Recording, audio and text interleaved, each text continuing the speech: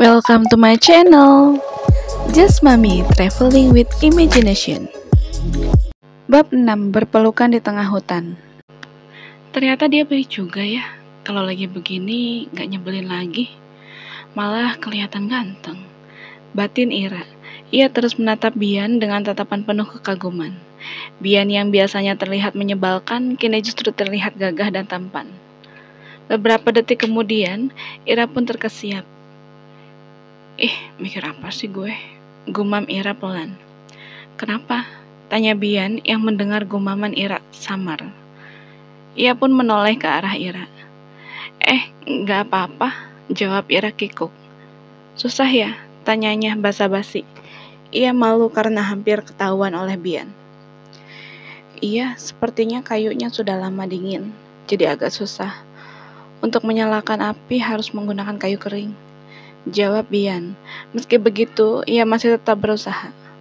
Bian terus memutar-mutar kayu dengan telapak tangannya, hingga ujung kayu itu bergesekan dengan kayu yang ada di bawahnya.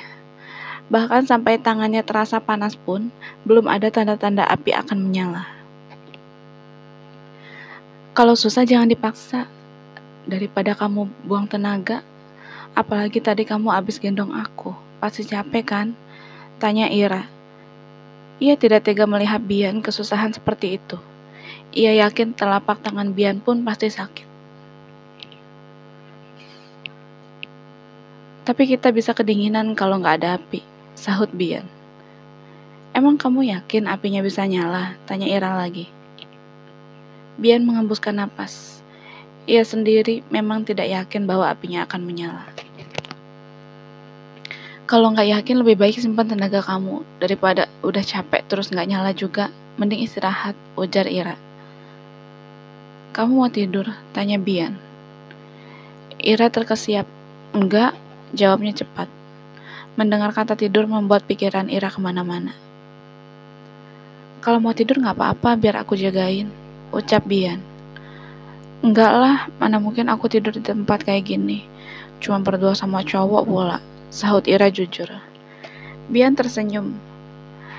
Kamu takut aku macem-macem, tebak Bian. Ia beranjak dan duduk di sebelah Ira. Bukan begitu maksudnya. Ya pokoknya gak nyaman aja, sahut Ira gugup. Aku gak akan maksa kamu untuk percaya sama aku. Tapi sebagai komandan prajurit, aku tidak mungkin melakukan tindakan asusila yang dapat mencoreng namaku sendiri, serta nama instansi, ucap Bian. Iya maaf, lirih Ira. Ia sedikit percaya pada Bian, namun tetap saja dirinya tidak akan bisa tidur di tempat seperti itu. Jeger. Ira terperanjat saat mendengar suara petir. Pekiknya. Ia terlihat sangat ketakutan. Bahkan Ira mencengkeram lengan baju Bian dengan sangat kuat. Kamu takut petir? Tanya Bian. Ira mengangguk cepat. Aku pengen pulang. Rengek Ira. Saat ini ia terlihat seperti anak kecil. Berada di tengah hutan dalam kondisi hujan, gelap dan sepi. Tentu saja Ira ketakutan. Ditambah ada petir yang bersahutan, membuat suasana malam itu semakin mencekam. Bian pun bingung. Ia ingin menenangkan Ira, tetapi tidak tahu harus berbuat apa. Anak buahku akan menjemput kita, kamu jangan khawatir. Kita bertahan sebentar lagi ya, pinta Bian. Tapi ini sangat menakutkan. Aku gak sanggup kalau terlalu lama di sini, rengek Ira. Mana dokter galak yang sebelumnya aku kenal?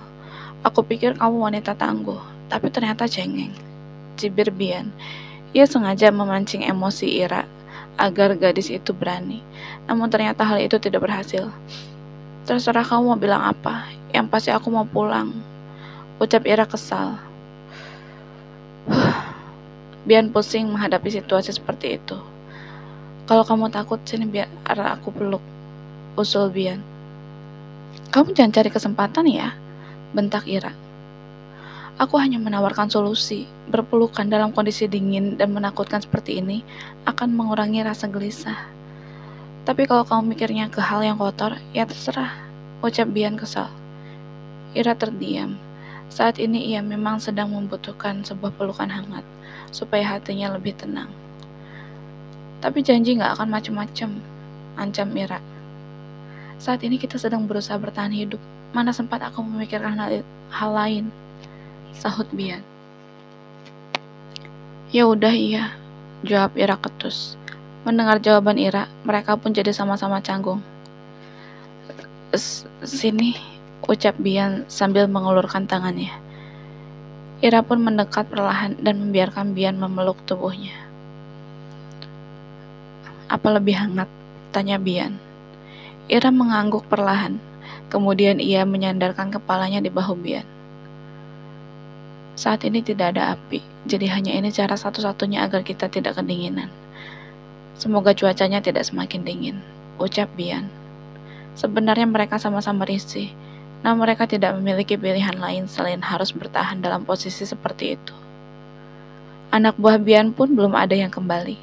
Kondisi hujan deras membuat mereka mengurungkan niatnya untuk menjemput Bian, sebab terlalu berisiko masuk ke dalam hutan dalam kondisi seperti itu.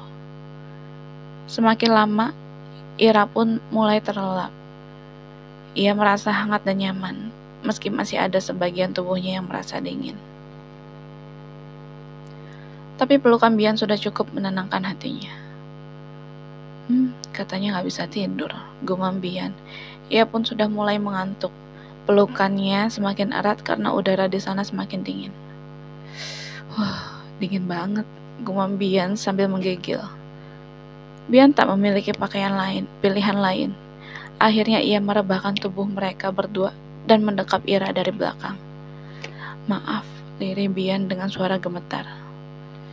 Berada di tengah hutan berdua malam-malam dalam kondisi hujan, hanya pelukanlah yang bisa dilakukan agar tubuh mereka tetap hangat. Bahkan jika dalam kondisi hipotermia, seharusnya mereka berpelukan skin to skin. Akan tetapi Bian tidak mungkin melakukan hal itu dengan lawan jenisnya. Seandainya ada orang lain, Bian pasti akan memilih melakukannya dengan sesama pria. Sebab melakukan skin to skin dengan wanita pasti akan mengundang syahwat. Ia yang sedang menggigil tidak sempat memikirkan hal kotor. Saat ini yang ada di pikirannya hanyalah antara hidup dan mati. Sesekali ia pun mengecek kondisi Ira. Ia khawatir Ira hipotermia karena kedinginan. Apalagi kondisi perut mereka sama-sama kosong. Terakhir kali makan tadi siang, itu pun tak habis. Ya Allah, selamatkanlah kami, lirih Bian. Semoga Allah mengampuni dosaku. Aku melakukan hal ini hanya demi bertahan hidup, ucap Bian. Lama-kelamaan, Bian pun terlelap. Ia sudah sangat kelelahan, sehingga tidak bisa terjaga lagi. Bahkan Bian lupa belum melaksanakan sholat. Beruntung mereka berhasil melewati malam, hingga pagi hari pun tiba.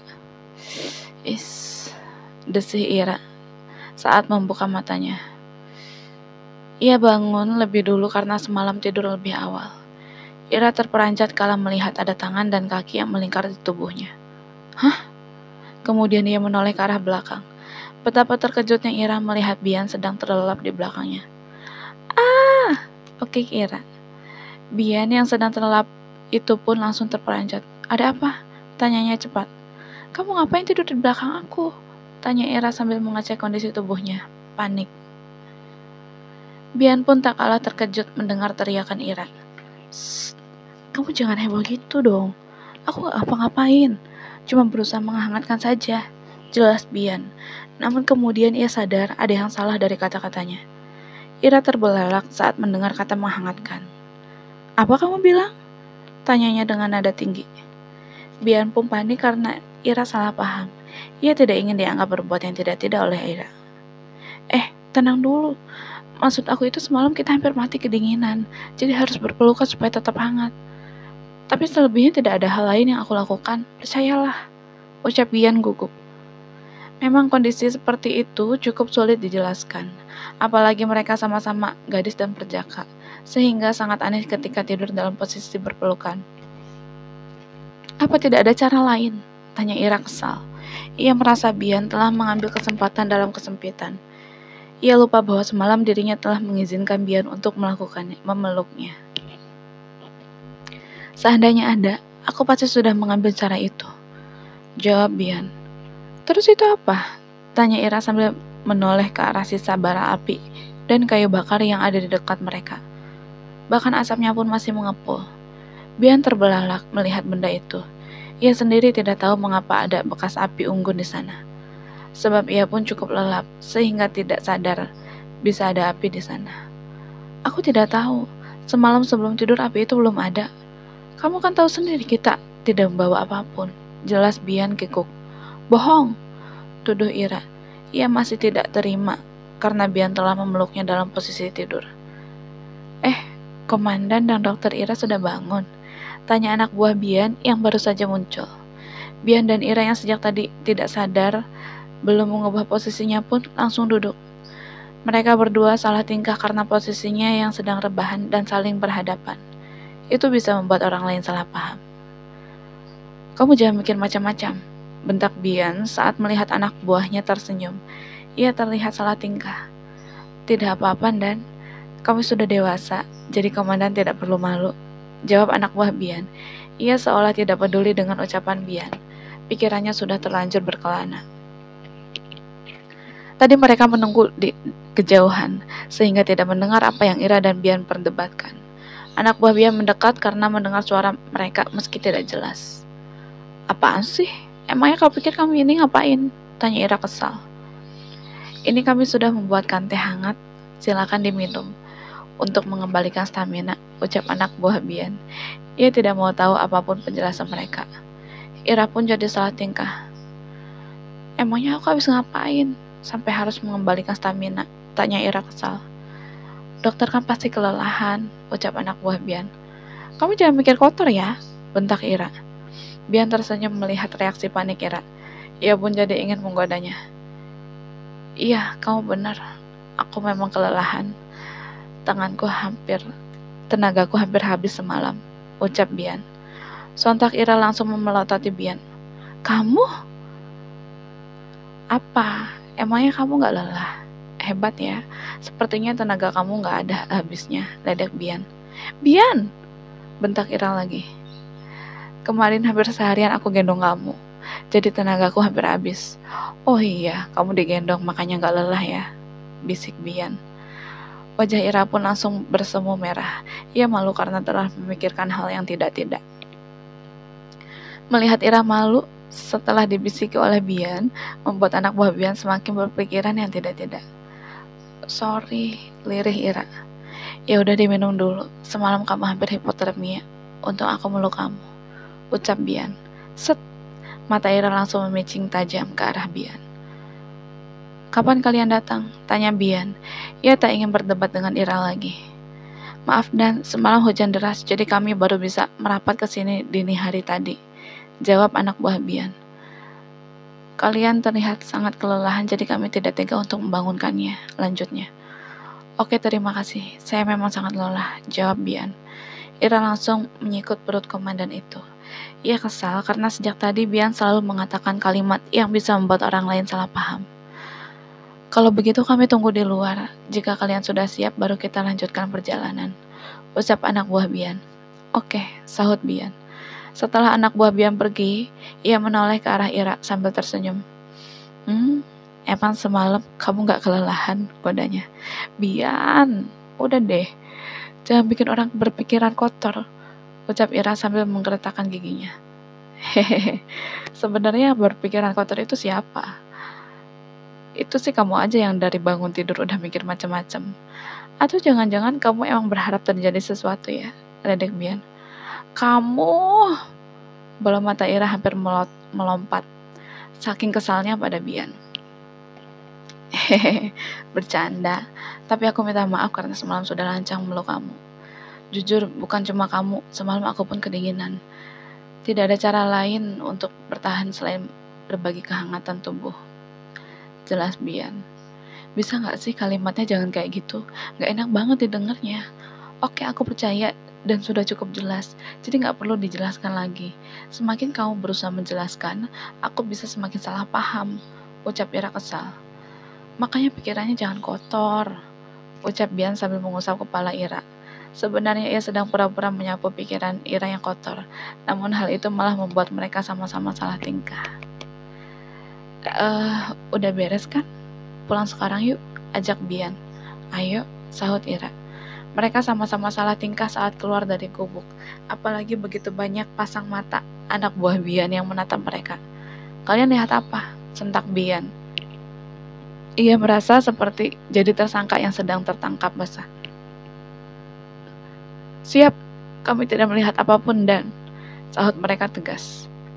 Kita pulang sekarang, ajak Bian. Mereka pun berjalan pulang.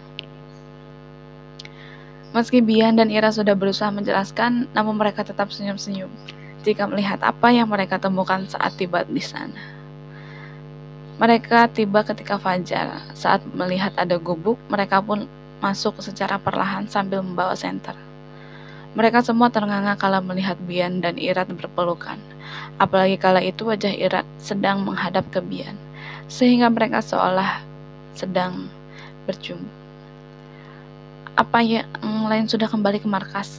Tanya Bian. Suara komandan itu membuat mereka yang sedang menghayal pun terkesiap. Siap, sudah komandan, jawab mereka. Syukurlah, lalu bagaimana dengan penjahatnya? Apa sudah ditangkap? Tanya Bian lagi. Sayangnya mereka berhasil melarikan diri, jadi kita tetap harus waspada, jawab anak buah Bian lagi. Sial, maki Bian. Ia jadi khawatir akan keselamatan Ira. Apalagi setiap malam Ira tidur di rumah dinasnya sendirian. Begini saja, mulai malam ini harus ada yang berjaga di rumah dokter Ira, usul Bian.